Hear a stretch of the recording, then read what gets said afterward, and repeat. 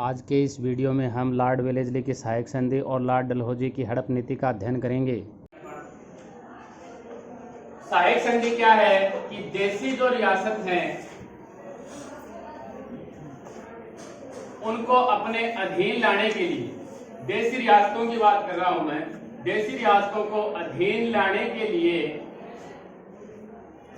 और वहां पर ब्रिटिश सर्वोच्चता स्थापित करने के लिए जो तरीका ये अपनाते हैं वो तरीका क्या है?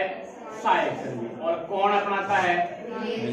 और लगभग याद रखें ये कि जो भी मुख्य कर्ता धर्ता गवर्नर जनरल बन के भारत आते हैं लगभग उसके अंत में 8 रहता है। जैसे ये 1798 में आते हैं, है ना, वो 1700 आगे 1848 में आएंगे। आगे हम बात करेंगे विलियम बेंटिंग 1828 में आते हैं। जो मुख्य हैं उसके लास्ट में 8 लग जाता है, लगभग के कह रहा हूं। तो ये याद रखें आप यहां पर सहायक संधि की हम बात कर रहे हैं। सहायक संधि में क्या था, इसकी शर्तें क्या थी, अपन पहले भी पढ़ चुके हैं इसके बारे में। तो मैसूर के अंदर पढ़ा है अपन ने, पंजाब में पढ़ा है सहायक संधि जो भी है कि इन्हें एक ब्रिटिश सेना रखनी पड़ेगी। जो भी रियासत ये सहायक संधि स्वीकार करेगी उसे एक ब्रिटिश सेना किसके लिए? शांति और सुरक्षा के लिए। कि हमारा मसला क्या है? शांति और सुरक्षा स्थापित करना। और इसका जो नियंत्रण है सेना पर, वो नियंत्रण रहेगा किसका? अंग्रेजों का या कंपनी का। और इनका व्यय कौन वहन करेगा? देशी रियासत। ये इनकी शर्तें थी। पहली शर्त किसकी? सहायक। तो देखो इससे अंग्रेजों को एक सेना मिल गई अपने आप, यानी अंग्रेजों को फायदा हो गया। अगर हम इसके लाभ की बात करते हैं कि कंपनी को क्या फायदा हुआ इससे, तो कंपनी को क्या मिल गई जी? सेना मिल गई। फिर है कि कंपनी से पूछे बिना कोई भी यूरोपीय व्यक्ति को सेवा में नहीं रखेंगे ये।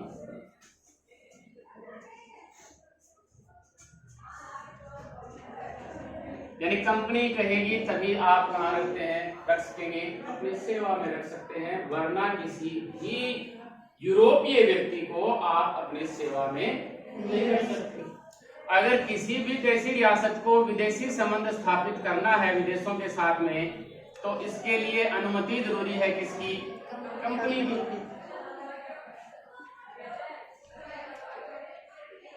ठीक है। इसके अलावा देखो ये पॉइंट तो आप हमेशा पहले भी याद रखें और अब भी याद रखें कि हर जगह क्या नियुक्त होगा जी? जो भी देशी रियासत ये सब कुछ मानेगी वहां पर अंग्रेजी रेजिडेंट नियुक्त कर दिया जाएगा। अब ये तो है इनके लिए, जो देशी रियासतें हैं उनको क्या फायदा होगा? उनकी सुरक्षा करेंगे वो, कि हम इसके लिए जो उनका पहला पॉइंट है शांति और सुरक्षा करेंगे हम देशी रियासतों की। और ये भी वादा किया कि आपके मामलों में हम आंतरिक हस्तक्षेप नहीं करेंगे, यानी अंदर का जो विदेशी है वो तो हमारे अधीन रहेगा, लेकिन विदेशी के अलावा बाकी का हस्तक्षेप हम नहीं करेंगे। ये इसकी शर्तें थी। इसके कारण देखो क्या होता है कि एक तो ये सेना मिल जाती है, और फ्रांसीसी जो व्यक्ति हैं, जो भी फ्रांसीसी बस्ती हैं, वो उनका देशी रियासतों से अधिकार लगभग क्या हो जाता है? कम हो जाता है। इन्हीं में से लें आप, फ्रांसीसियों का कम हो जाता है। रेजिडेंट हैं वो हस्तक्षेप बहुत ज्यादा करना शुरू कर देते हैं, उनका हस्तक्षेप बढ़ जाता है, यानी वो लगातार अपने को कुछ ज्यादा ही समझते हैं। तो ये मध्यस्थ की भूमिका भी निभाना शुरू कर देते हैं, यानी जो भी आंतरिक मामलों में अगर कहीं कोई गड़बड़ी हो जाती है तो वहां पर मध्यस्थ की भूमिका भी निभाना शुरू कर देते हैं ये। ठीक है। अब ये सेना अगर यहाँ इनकी राजधानी में रहती है ना, राजधानी में किन की सेना है? अंग्रेजों की।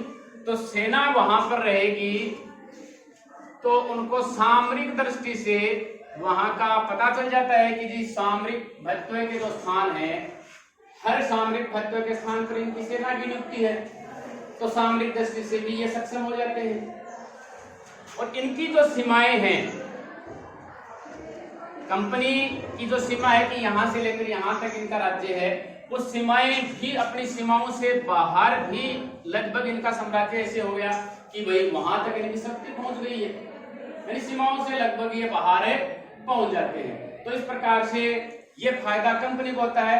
सबसे महत्वपूर्ण पॉइंट है कि इन्हें सेना मिल जाती है, बिना खर्चे के। ये तो कोई खर्चा कर ही नहीं रहे हैं, खर्चा कोई कर रहा है, सेना किसे ही मिल रही है ना। फ्रांसीसियों का आधिपत्य है वो अपने आप कम शुरू हो जाता है, रेजिडेंट है वो हस्तक्षेप बहुत ज्यादा शुरू कर देता है और मध्यस्थ की भूमिका निभाते हैं आंतरिक मामलों में, और सेना है वो सामरिक महत्व के स्थान में ये शक्ति प्राप्त कर लेती है, और इनकी राजनीतिक सीमाएं हैं वो भी इनकी सीमाओं से बाहर तक पहुंच जाती है। अब जो देशी रियासतें हैं उन्हें भी कुछ मिलता है क्या, तो उन्हें तो लगभग हानि उठानी पड़ेगी। ठीक है, हानि ये कैसे उठाते हैं, देखो एक तो ये अपनी स्वतंत्रता खो देते हैं। कैसे खो देते हैं कि कंपनी के अधीन इन्होंने एक तो निशस्त्रीकरण स्वीकार कर लिया कि जी हम हथियार वगैरह तो उठाएंगे नहीं, और विदेशी जो मामले हैं वैदेशिक ये सभी किसके अधीन कर देते हैं, कंपनी के अधीन। कंपनी के अधीन कर दिया तो स्वतंत्रता इनकी खत्म हो गई, और अंग्रेज जो रेजिडेंट हैं वो बहुत ज्यादा हस्तक्षेप करना शुरू कर देते हैं, तो इसके कारण इनका आंतरिक मामला है वो भी लगभग डगमगा जाता है। और अगले क्या है कि इस संधि के कारण, ये जो सहायक संधि है, इसके कारण राजा जो हैं, मुख्य राजा है, सम्राट, नवाब जो भी हैं, उनके पास तो थोड़े बहुत अधिकार रहते हैं, लेकिन जो जनता है वो लगभग अपने अधिकार खो देती है।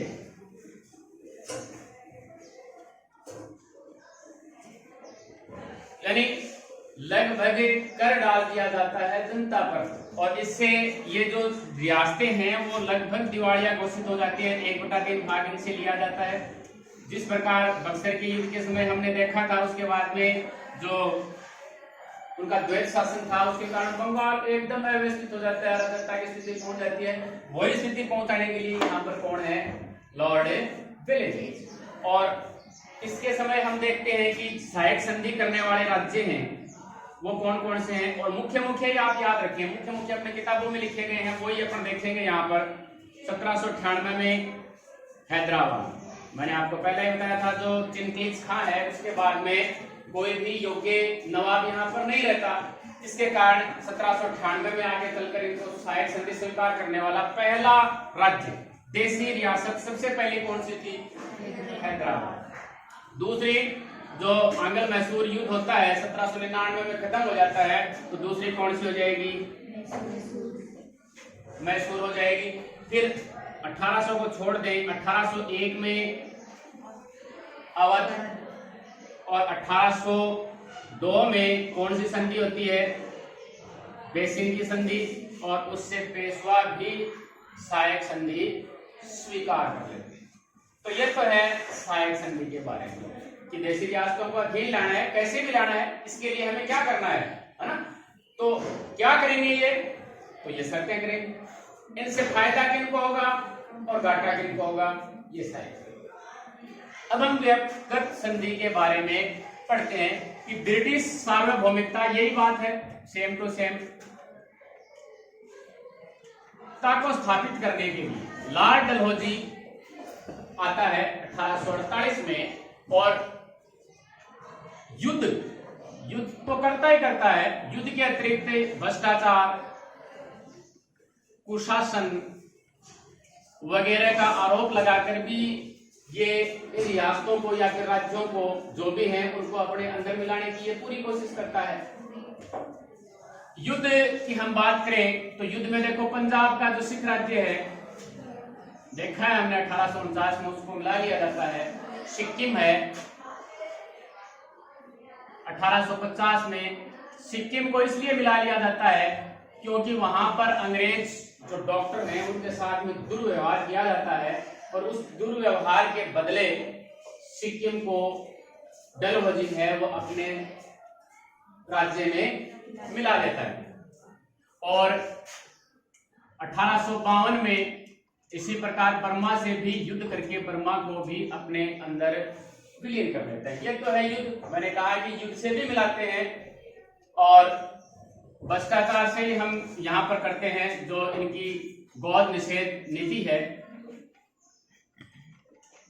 इससे ये मिलाते हैं। कुशासन की हम बात करेंगे यहाँ पर। गोद निषेध नीति क्या थी कि अगर किसी भी नवाब के या राजा के कोई अगर औरस नहीं होता था, औरस मतलब जायज पुत्र, यानी पुत्र उसके नहीं है तो वो वारिस गोद ले सकता था। औरस नहीं है तो वारिस गोद ले सकता था और उसको वो सभी अधिकार, राजनीतिक आर्थिक सभी अधिकार प्राप्त होंगे जो कि एक जायज पुत्र को प्राप्त होते हैं। लेकिन यहां पर क्या होता है आपको मैं बताता हूं कि 3 प्रकार के राज्य, ये नीति बनाई है सिर्फ किसने, लॉर्ड डलहौजी ने, कि 3 प्रकार के राज्य हैं। एक स्वतंत्र राज्य है, एक अधीनस्थ राज्य रहेगा और एक आश्रित राज्य रहेगा। ये गाइडलाइन डलहौजी की है, इसने बना दिया कि इस प्रकार से स्वतंत्र राज्य वो है कि मुगलों के कभी अधीन नहीं रहे, ये न तो अधीन रहे किनके, अंग्रेजों के, और न ही इन्होंने कर दिया। ठीक है, एक तो ये इस प्रकार के हैं जैसे जयपुर है, उदयपुर है,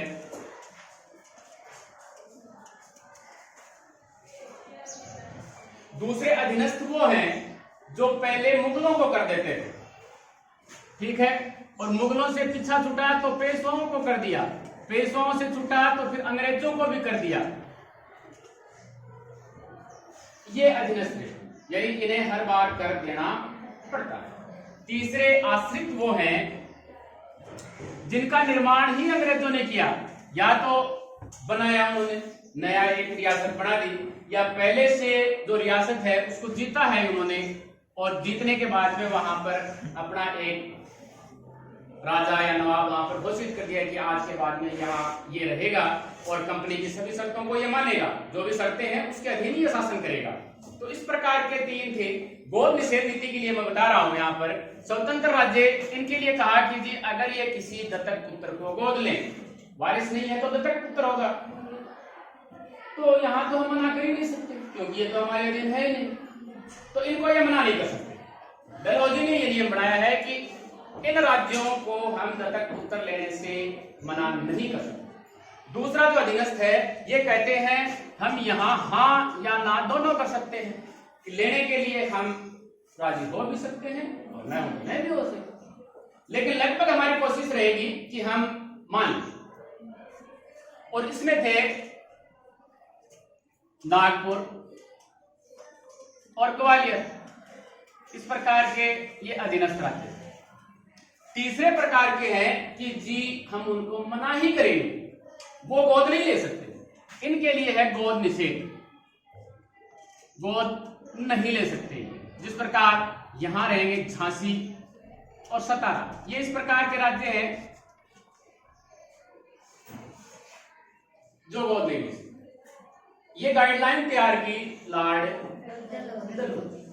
ठीक है, अब हम इसी गोद निषेध में से लेते हैं सतारा। सतारा तो लॉर्ड डलहौजी की जो ये नीति है उसका शिकार होने वाला सबसे पहला राज्य था। ये 1848 में ये शिकार हो जाता है। देखो हमने पहले चर्चा की थी कि जी शिवाजी के उत्तराधिकारी प्रताप सिंह के बाद में अप्पा साहिब बनते हैं, तो सतारा में अप्पा साहिब थे। अप्पा साहिब मृत्यु से पूर्व अपना उत्तराधिकारी घोषित कर देते हैं, लेकिन अंग्रेज हैं वो इसे अवैध घोषित कर देते हैं कि जी ये नहीं चलेगा, हम आपके इस दत्तक पुत्र का जो अधिकार है उसको हम निषेध करते हैं, उसके अधिकार को हम नहीं मानेंगे। हाउस ऑफ कॉमन्स जो है कहां है, इंग्लैंड में, वहां पर एक होम नामक व्यक्ति है, वो कहता है जिसकी लाठी उसकी उसकी। मतलब कि जी अगर ये छीनना चाहते हैं, अपने राज्य में मिलाना चाहते हैं तो मिला सकते हैं, इसको कौन रोकने वाला है। डलहौजी कहता था कि जो शक्ति दे सकता है वो शक्ति ले भी सकता है। इनको शक्ति किसने दी है? हमने दी है, तो हम वापस ले सकते हैं। तो इस प्रकार से सतारा को सबसे पहले मिला लिया गया। और सतारा कहाँ है? महाराष्ट्र में। लॉर्ड डलहौजी की नीति का शिकार होने वाला सबसे पहला जो राज्य था वो सतारा था। फिर हम बात करते हैं 1849 की। इसमें संभलपुर और जैतपुर इनको मिलाया जाता है। संबलपुर ये उड़ीसा में है और ये बुंदेलखंड आगरा के पास। जयपुर ये वैसी की है कि पुत्र दत्तक पुत्र ये लेना चाहते हैं लेकिन अवैध घोषित, यानी सेम टू सेम वही सतारा वाली बात है कि अवैध घोषित कर देते हैं कि जी आपको अधिकार ये नहीं मिलेगा। 1849 की बात है। यहां हम बात करते हैं उड़ीसा जो संबलपुर है। यहाँ राज नारायण एक व्यक्ति है, कहीं कहीं राम नारायण भी लिखा हुआ है। ये मृत्यु से पूर्व दत्तक पुत्र यानी गोद नहीं लेते, यानी गोद मृत्यु से पूर्व इसे पता ही नहीं थी कि मृत्यु भी हो जाएगी, तो गोद नहीं लेता। ये नहीं लेता तो इसकी रानी है वो शासन अपने हाथों में ले लेती है और अंग्रेज इनके अधिकार को अवैध घोषित कर देते हैं कि जी आपका अधिकार है, यहां पर नहीं चलेगा।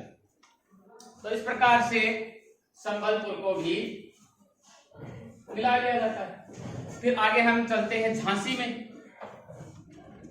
झांसी की अगर हम बात करें तो 1817 में जो लॉर्ड हेस्टिंग्स है, हमने पढ़ा था मराठों के अंदर कि जी हेस्टिंग्स है वो पिंडारियों का दमन किस प्रकार से, वहां पर लॉर्ड हेस्टिंग्स था। तो वो झांसी को मान्यता दे देते हैं और उस समय रामचंद्र, राजा रामचंद्र से संधि करते हैं ये कि आज के बाद में हमारी शर्तों के अनुसार आप वहां पर शासन कीजिए और आपके जो भी उत्तराधिकारी हैं उनके लिए ये राज्य वंशानुगत रहेगा। यानी आपके उत्तराधिकारियों के लिए ये राज्य क्या रहेगा जी? वंशानुगत, यानी उनको ये राज्य मिलता रहेगा। लेकिन इसके बाद में रामचंद्र के बाद में गंगाधर राव बन जाते हैं।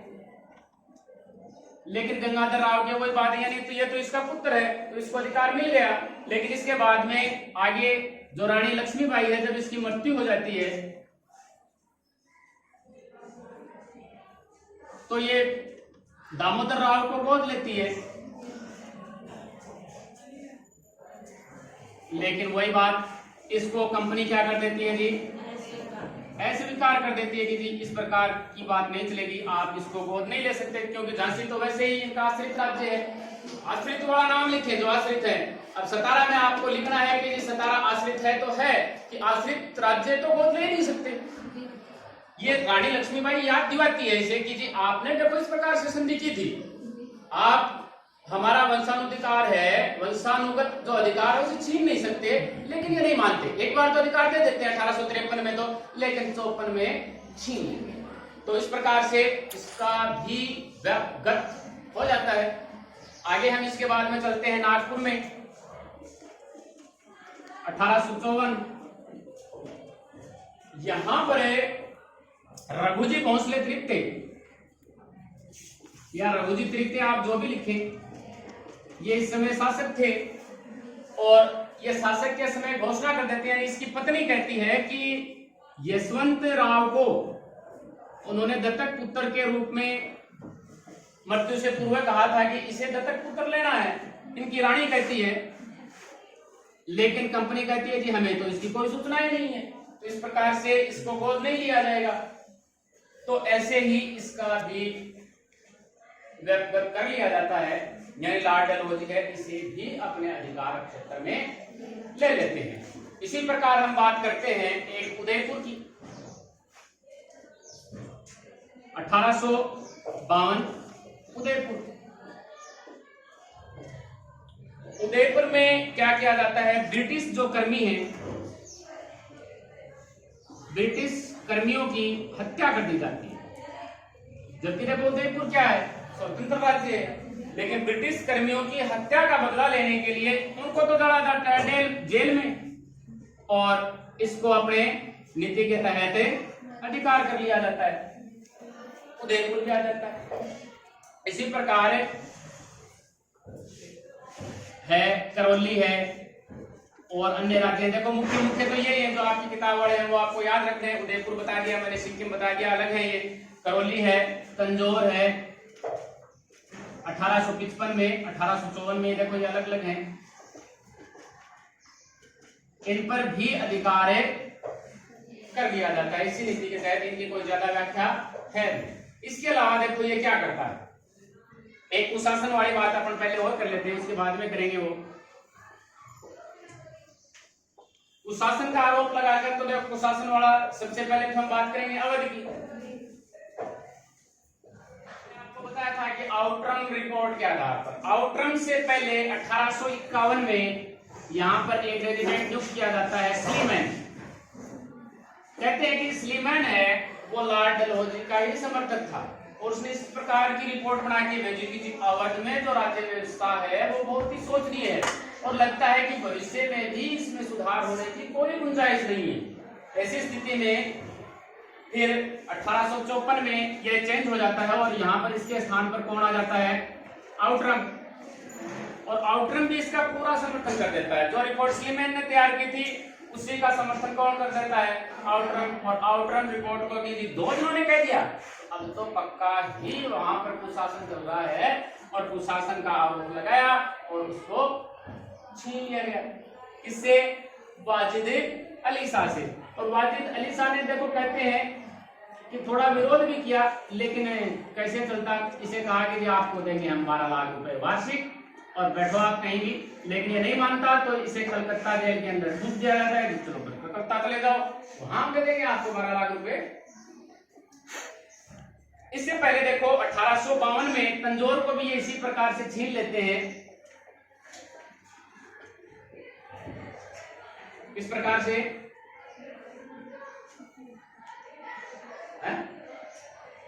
उस शासन का आरोप लगा, ठीक है। इसके बाद में 55 के अंदर भी है, एक ध्यान में आ नहीं रहा है, जो भी है। इसके अलावा देखो ये क्या करते हैं, जो भी राजा है, राजाओं की उपाधि और पेंशन, इसके बारे में अपन चर्चा करते हैं। बरार की ओर चर्चा करते हैं। इससे पहले बरार 1853, देखो ये बरार है, ये निजाम के अंडर में था। हैदराबाद का जो निजाम है उसके अंडर में थी बरार। और ये जो सहायक संधि थी उसके अनुसार प्रत्येक जो रियासत है उसको अपने यहाँ एक सेना रखनी पड़ती थी। कालांतर में अंग्रेजों ने कहा, यानी इसका वे तो निजाम दे रहा था, अंग्रेजों ने कहा जी कि आपके पास हम एक सेना और रखेंगे, एक सेना और रख दी। अब इतना खर्चा है वो उससे वहन नहीं हो पा रहा था राजा से, जो निजाम है वहां का निजाम से, हैदराबाद के निजाम से, कि भाई उसके ऊपर कहते हैं कि 7,80,000 पौंड का कर्ज चढ़ गया उसके ऊपर। अब पौंड देखो ये गलत मुद्रा है इंग्लैंड की, ये कर्ज चढ़ जाता है तो ये देने में असमर्थ हो जाता है कि मैं दे नहीं पाता है, यानी कर्ज धीरे धीरे चढ़ रहा था। तो अंग्रेज कहते हैं कि ठीक है ये नहीं दे पाते तो आप बरार दे दो, तो इनसे ये बरार है ले लेते, ठीक है। ये यहाँ पर ये तंजौर है, ये तो है 1855 में, ठीक है। और यहाँ पर 1852 में क्या है, बघाट है, ठीक है। ये कुशासन के आरोप के तहत ये 55 में तंजौर, और ये है। अब हम यहाँ चलते हैं राजाओं की उपाधियां और पेंशन। पहले पेंशन की चर्चा करते हैं। 1853 में कर्नाटक के नवाब को कहा कि अब हम आपको पेंशन नहीं देंगे, ठीक है। इसके बाद में जो बाजीराव द्वितीय था, बाजीराव द्वितीय कहीं गए, उसने भी तथक उत्तर बोल दिया, और उसका नाम था, पेशवा लिखता हूं मैं यहाँ पर, नाना साहेब। ये आएगा अपने 1857 की क्रांति में, इसकी पेंशन भी बंद कर दी। पेंशन का नाम लिख रहा हूं मैं 1 2 3 तंजौर।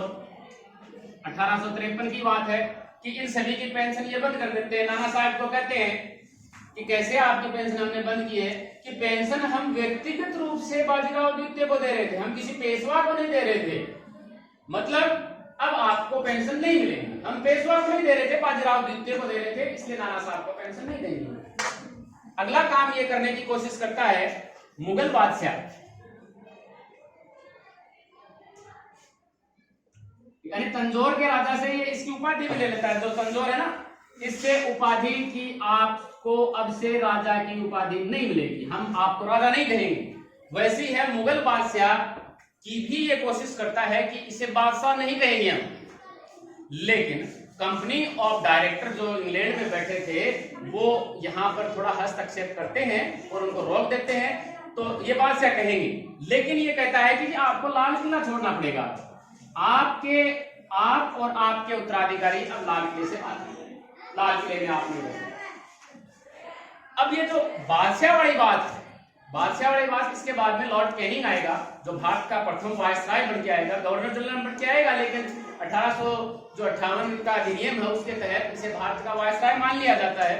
वो इससे बादशाह की उपाधि छीन लेगा, लेकिन इस समय इसके तहत इसे क्या कहा जाता है कि जी आप लाल किले से बाहर चले। तो इस प्रकार से ये नीति है लॉर्ड डलहौजी की व्यक्तिगत नीति, जिसके तहत देशी राज्यों को छीन लिया जाता है युद्ध के द्वारा, कुशासन का आरोप लगाकर और गोद निषेध। आज का ये हमारा अध्याय इसी के साथ समाप्त होता है।